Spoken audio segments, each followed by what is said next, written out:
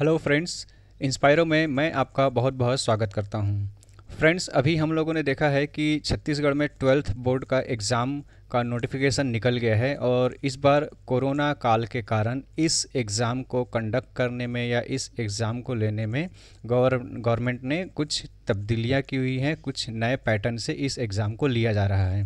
क्योंकि पहले होता ये था कि आप अपने सेंटर में जाकर एग्ज़ाम में भाग लिया करते थे और वहाँ पर आप अपना पेपर दिया करते थे। लेकिन अभी कोरोना के संक्रमण के कारण अब आपको ये एग्ज़ाम घर से ही बैठकर देना है और घर से ही बैठकर देने के इस एग्ज़ाम को बोला जाता है ओपन बुक मेथड या फिर ओपन बुक पद्धति।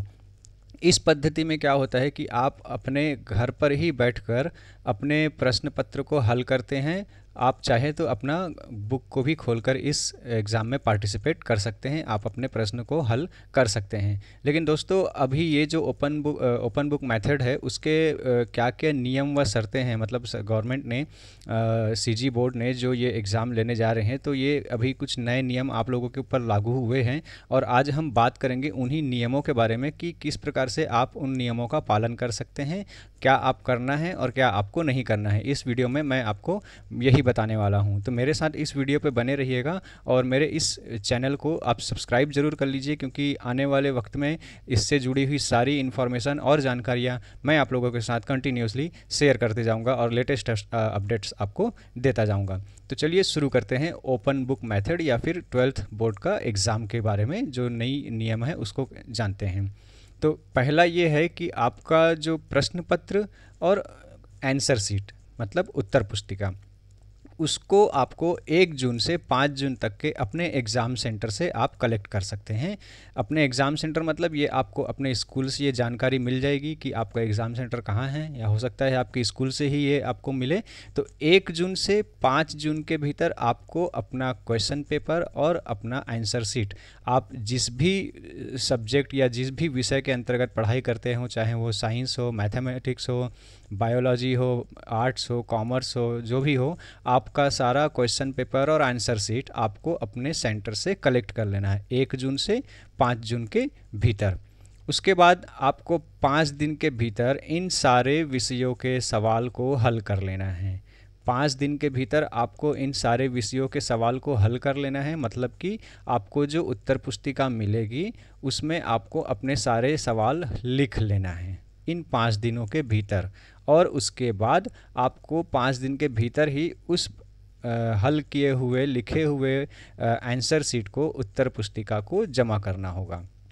उसके बाद सवाल हल करने के लिए आप बुक का भी उपयोग कर सकते हैं।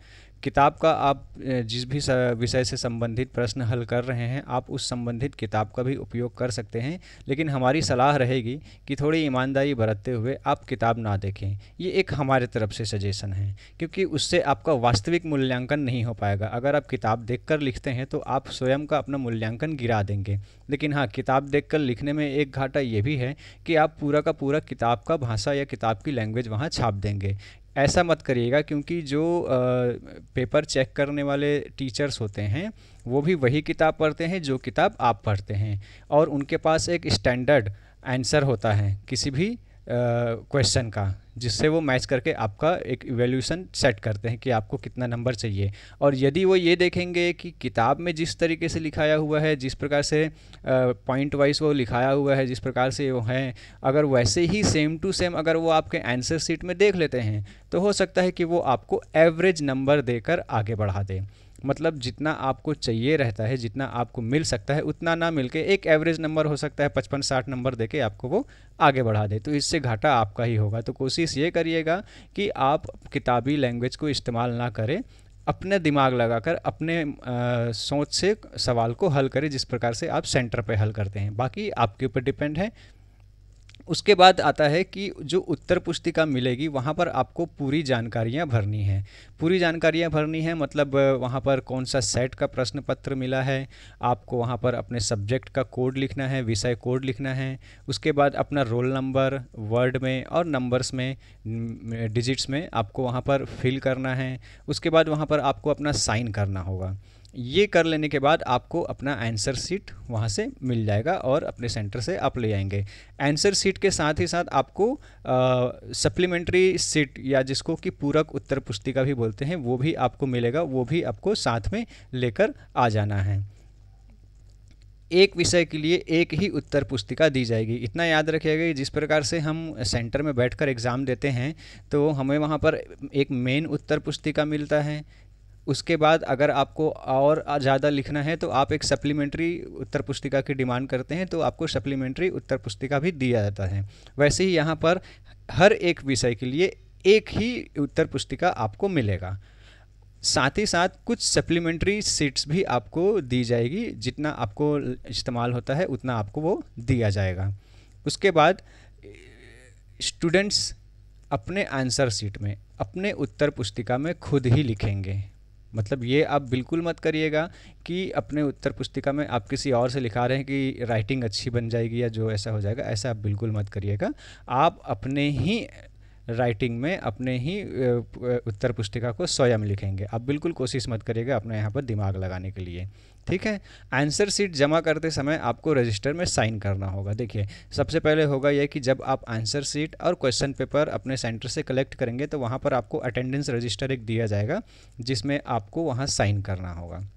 उसके बाद 5 दिन के भीतर या 5 दिन के आप जब जमा करने जाएंगे अपना आंसर शीट को तो सेम फिर से आपको उसी रजिस्टर में फिर से साइन करना होगा। इससे ये वेरीफाई हो जाएगा कि जो कंसर्न स्टूडेंट है, जो संबंधित परीक्षार्थी है, वो ही आंसर शीट और प्रश्न पत्र अपना रिसीव करने आया था और सब लिख लेने के बाद वो स्वयं अपना आंसर शीट यहाँ पर उत्तर पुस्तिका यहाँ जमा करने आया है।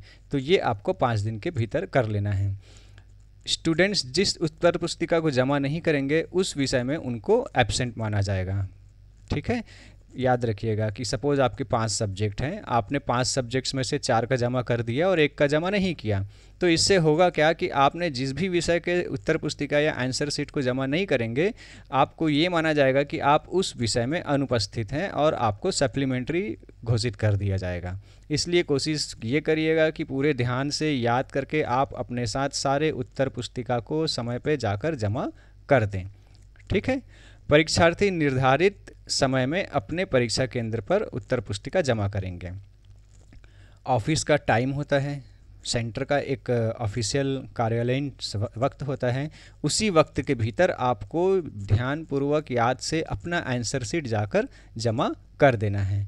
उसके बाद अगर आप जाते हैं, अगर आप लेट हो जाते हैं तो ये मान लीजिएगा कि आपका आंसर शीट एक्सेप्ट नहीं होगा और आप एब्सेंट या फिर अनुपस्थित करार दिए जा सकते हैं। इसलिए समय का बहुत आपको ध्यान रखना है, आपको समय के भीतर जाकर जमा कर देना है। साथ ही साथ कुरियर, डाक या पोस्ट के माध्यम से अपना आंसर शीट भेजने की कोशिश मत करिएगा, क्योंकि इस माध्यम से भेजे गए सारे उत्तर पुस्तिकाओं को अस्वीकार कर लिया जाएगा, रिजेक्ट कर दिया जाएगा और आप डायरेक्टली एग्ज़ाम में फ़ेल हो सकते हैं।